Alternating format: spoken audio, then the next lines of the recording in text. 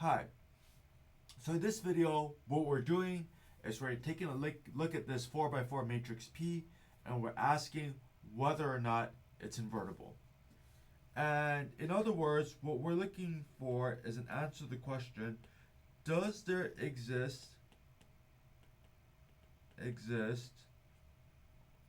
a P inverse, another 4x4 matrix, such that P times P inverse is the 4x4 identity. Alright, and so what we want to start here, as is usually the case, is we want to find the reduced row echelon form of P. So what I'm going to do here is go back to any one of our favorite ways to compute reduced row echelon forms. So 0 minus 2, 1, 3. 1, 3, 0, minus 5. 1, 4, 0, minus 5. And finally, minus 2, minus 4, minus 4, minus 1. And when I calculate this, I can see that the reduced row echelon form of this matrix is in fact the identity matrix. So what we want to note is that we want to make the observation here that the reduced row echelon form of P is in fact I4. And this is significant for a number of reasons. One, it means that there exists a series of row operations from P that you rearrange rows, you add copies of rows to other rows, and so on, that you're able to take a process starting at P and ending at the identity.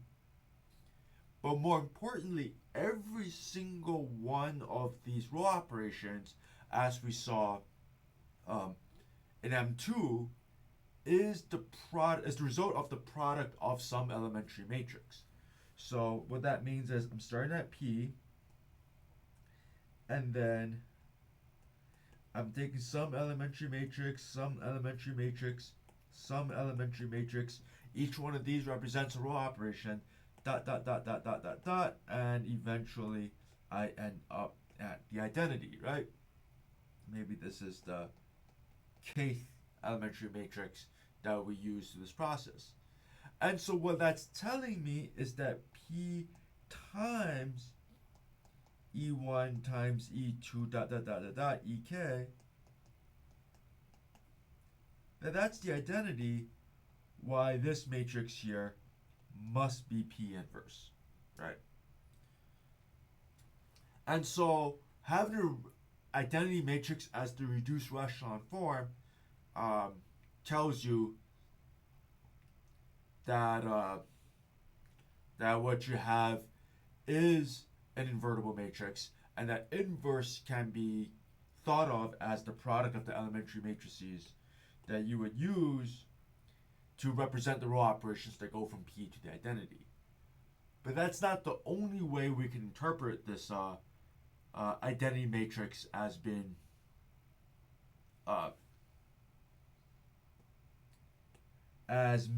it's not the only way we could look at the identity matrix being the reduced row echelon form and see that that means P is invertible. So I'm just going to write out the identity real quick. 1, 2, 3, 4. Zeros elsewhere.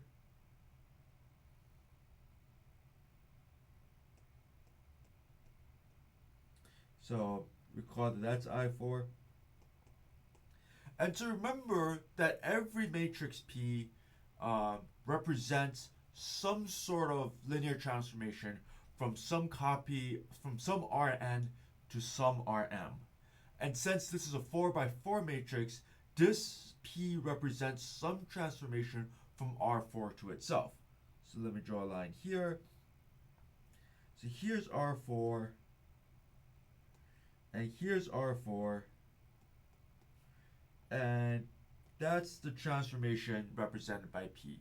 It's probably not exactly right to say that that thing is exactly P. Let's say it's a transformation given by P. Alright. Now, I want you to recall something. The fact that that I don't have a zero row means that the image of my transformation spans R4. In other words, that this is a onto map. So we note that on the side we'll note that no zero row means that TP is onto. Right? If you had a zero row somewhere, that represents something in the image that's not in R4 because the image no longer spans R4. Then on the other hand, we see that we don't have any columns without pivots. So we can also say no columns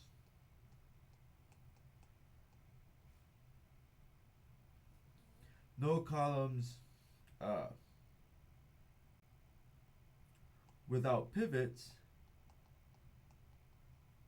means but let me keep the same sort of notation here, implies that T sub P is 1 to 1, right? If you have non-pivot columns, that means that for some elements of the codomain, there's infinitely many things going to it, right? And so this goes back to our one-to-one onto discussions in previous sections of our class. But having the identity matrix be the reduced row echelon form means that the map represented by this thing is both one-to-one and onto.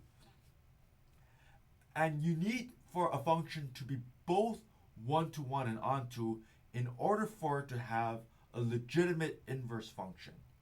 You need it to be one-to-one because if you map something from R4 from the domain to the codomain, you need it to be one-to-one so I know where to send it back. If I have a bunch of things here going to one point here, I don't know where to send that one point back, right? So one-to-one is necessary for the function to be well-defined in that sense. And then onto is necessary because let's say your function only hits, let's say the image of your function is only part of the codomain, then when I try to map things back, I can map these elements back maybe, but I can't map these elements back. Nothing got to them, so there is no going back for them, right? I don't know where to send them. So a function needs to be both one-to-one and onto in order to have an inverse, and this linear transformation represented by P in fact satisfies both. So for either of these reasons, we can say at the end of the day, since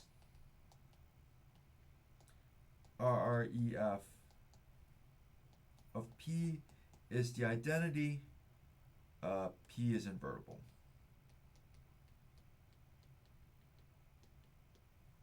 All right, thank you.